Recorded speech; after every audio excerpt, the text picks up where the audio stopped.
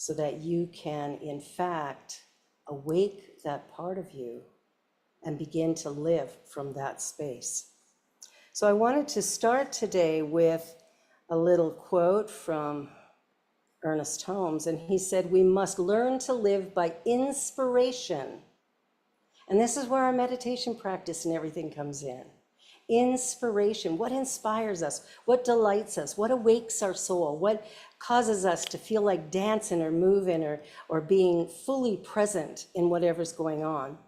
He goes on to say that means that we should let the spiritual depths of our being flow through our conversation and into our acts.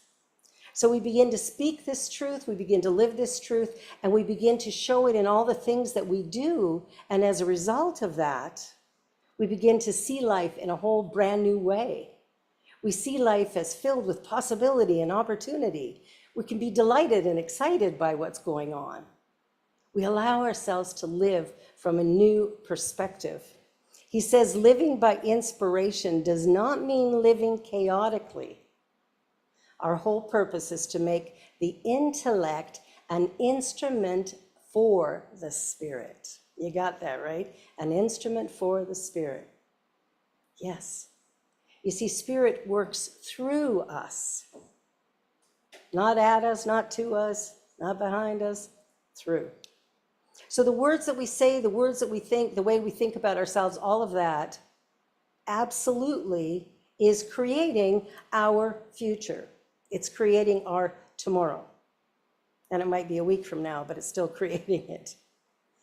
He goes on to say that to live, or we must become artists in living.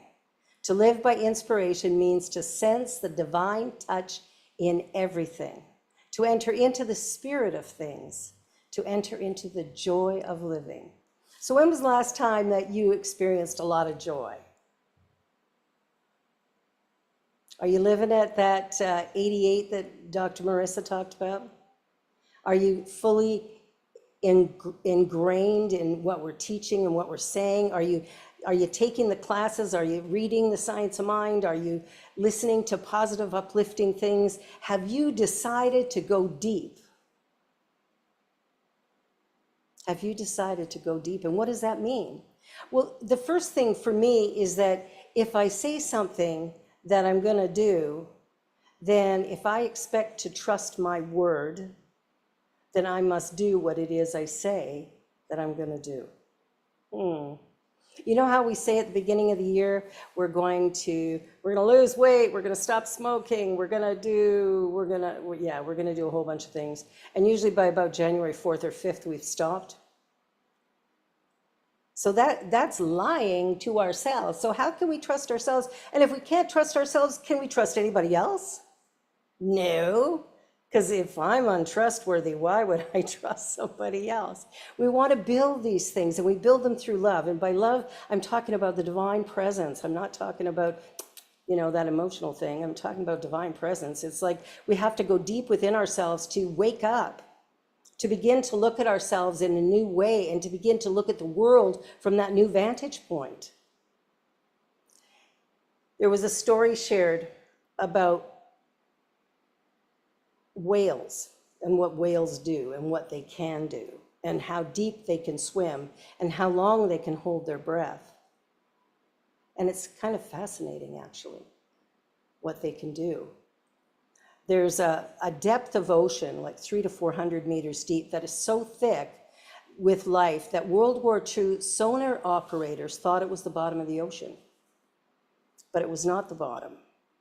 It was a bajillion tiny swim bladders reflecting the sonar back to them. So what is a swim bladder? It's an air-filled organ that fish have, which allows them to ballast or maintain their depth. So what about us? How do we stay deep when distractions are there? We see all things around us. All things are changing. So what is it that we can do to make a difference so that we can stay in that place regardless of what's happening out here? So how do you keep your swim bladder level right so you don't float out of formation? How do we know the depth at which life is abundant enough to feed us and our families and communities and all at once? What do we do? Ernest Holmes taught that each part of the one universal mind, that we have vast depths within us. And Jean Houston talks about this in the foreword to The Science of Mind. And if you haven't read the foreword by Jean Houston, do yourself a favor and read it. It's very, very good. And she wrote, Ernest Holmes was one of the first to direct us to what is to be found in the vast ecology of inner space. In his scope of understanding and application, he anticipated and prepared the field for the revolution in mind and brain research that was to come.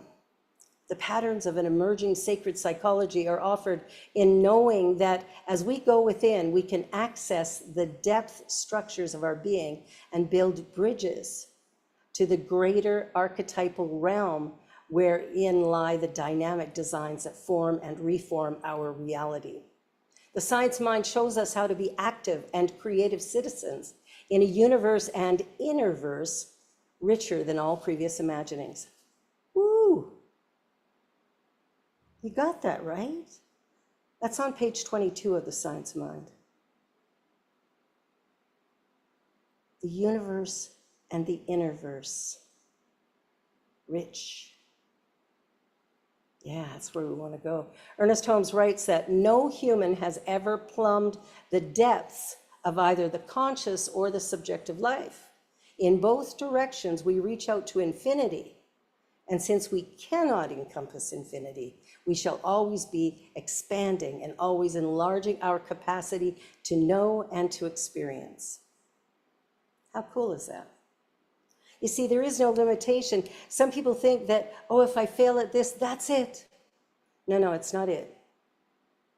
That's just an opportunity to know that it doesn't work that way. I found the way it doesn't work, so let me try now this way, because this way might work. And we get a passion and a direction, and we get a sense of what we're doing and how we're doing it, and we get excited maybe about this new thing that we're doing.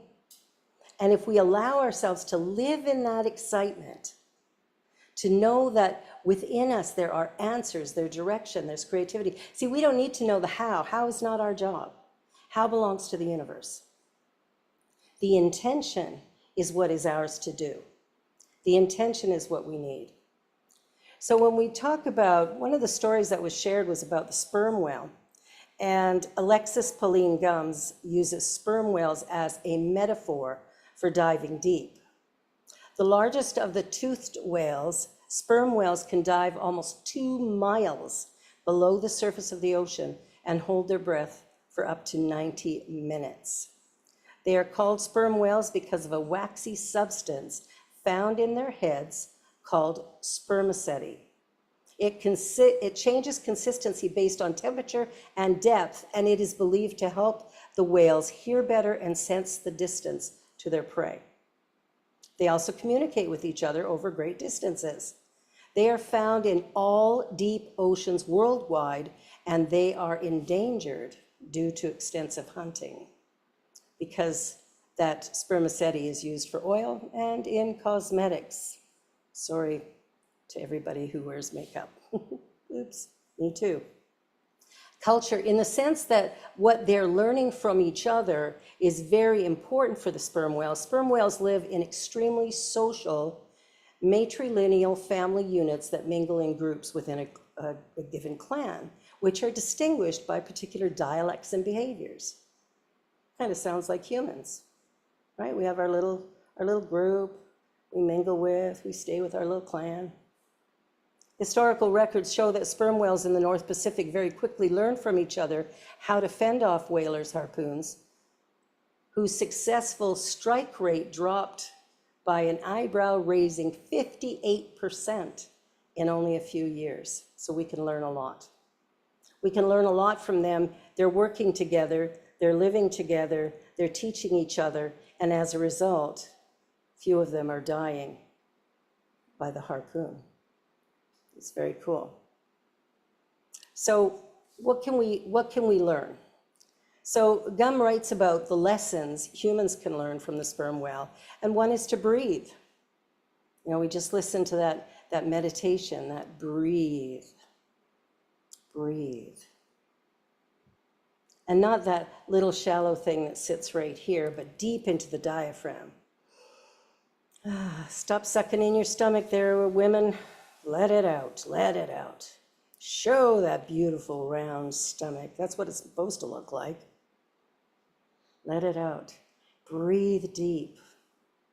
And as you breathe deep, you're linking your physical and your mental. You're opening up to something bigger. And however deep you are breathing, breathe deeper. Pay attention to how you breathe. When we get stressed, our breathing tends to become shallow, so slow down. When somebody's having a panic attack, what do they say? Breathe into 4, hold for 7, breathe out to 8. Why?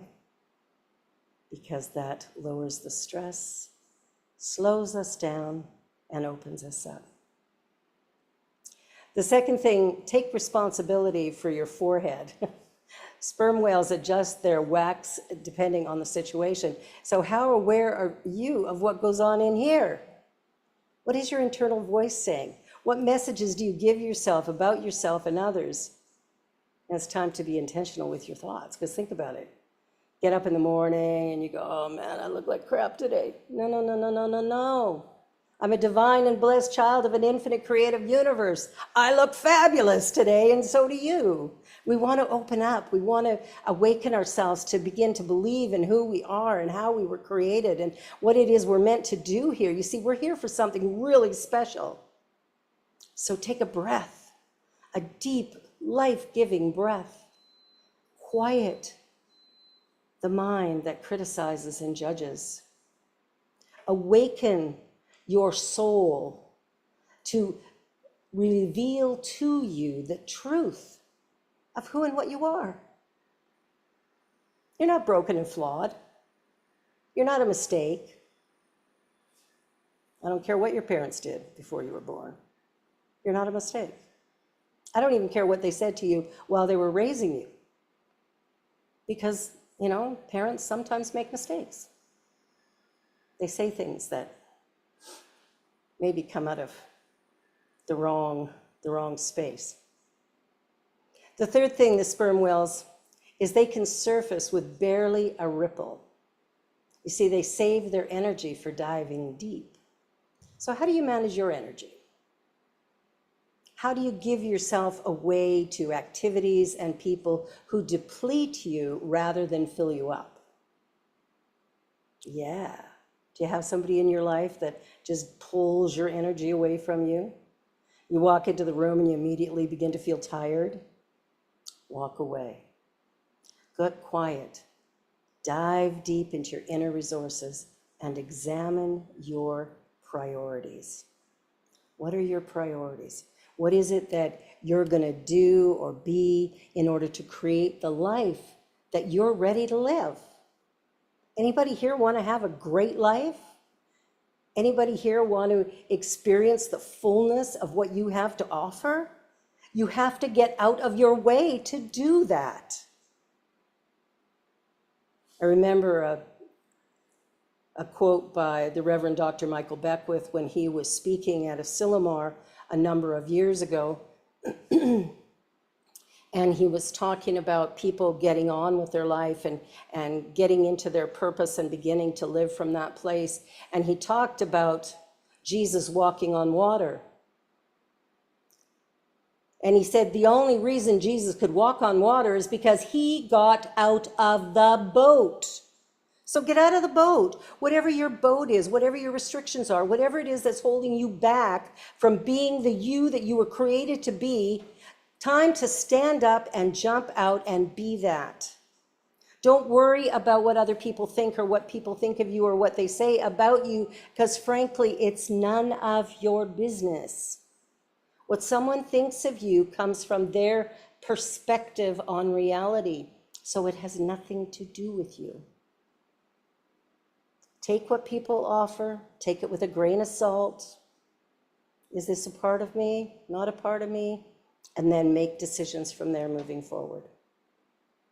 Don't allow other people to run you. Tell yourself what it is you want and then take the necessary steps. You see, that still small voice inside of you is going to pop up and say, do this, go here, do that. And we have a choice. We can listen, we can follow that guidance, or we can go, poo-poo, I'm going to roll over and go back to sleep. I'm going to continue doing what I've always done. So one thing about the sperm whales is deep in the ocean, there's a lot of pressure, and it will press on you until your lungs collapse. Now, you can call it heartbreak. It's not. It's how and what makes you embrace you.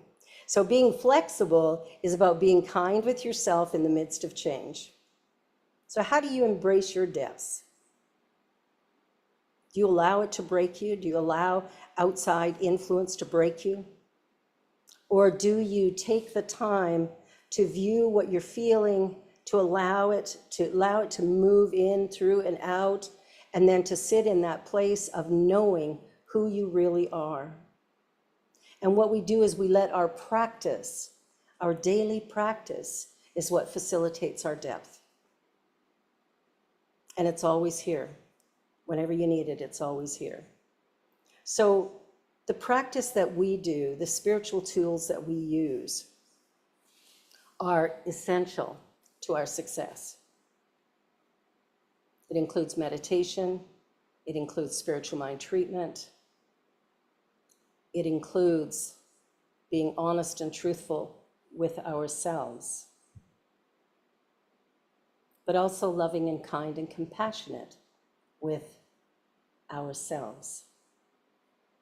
See, in the moment that I can be loving, kind, and compassionate to me, I now fill up my reserves, and I have plenty to give into the world. So what is it that you have to give? What is it that you're ready to let go of, to welcome in, to awaken to? What is it? So the best part of our practice is listening. Listening. We need quiet for that. So we find a quiet place and we sit in the silence, maybe under a beautiful tree on a summer day. And as we sit in the shade of that tree, we allow ourselves to lean against it and feel the depth and even the awareness of the tree with us, becoming one with us, because it's always been one with us. And as we sit there in the silence, we listen. We listen for that still small voice that pops up and says, do this, do that. Walk here, walk there. In the stillness, it is possible to access your inner verse and hear that still small voice. So what's calling you? What's calling you into action? What thing is there that's saying, hello, hello? What's knocking on your door that you're choosing not to answer at the moment? What's there for you now? It's whatever you need. That thing that's knocking is need. Not want, but need. And what do you need? And we have to go deep to find out what it is. And there's something that I have to give, and there's something that I will then receive as a result. There's something I'm going to allow myself to totally wake up to. And that's my deep soul self. In the words of Ernest Holmes, he says, we must learn to live by inspiration.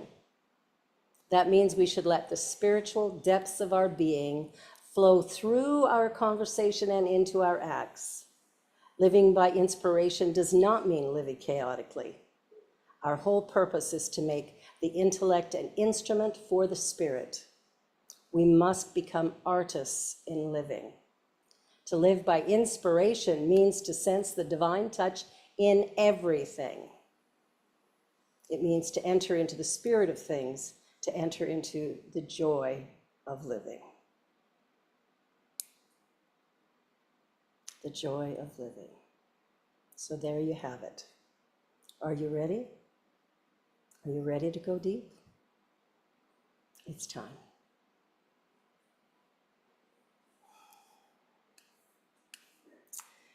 Well, it is that time in our service where we have the opportunity to give back, to take what it is that we have, that we can offer, and we're invited to share that with this community. We want to ensure that this community keeps growing and expanding. And right now we're looking for a new space that will be more conducive to creating a positive environment, both in person and online. So hopefully that will happen soon. We're looking. So at this time, let us join together in the abundance affirmation so that we may really and truly own this idea of I am the I am presence. Together, please. As I give, so I receive. My good now flows to me in a steady, unbroken, ever-increasing stream of success, happiness, and abundance. I am blessed.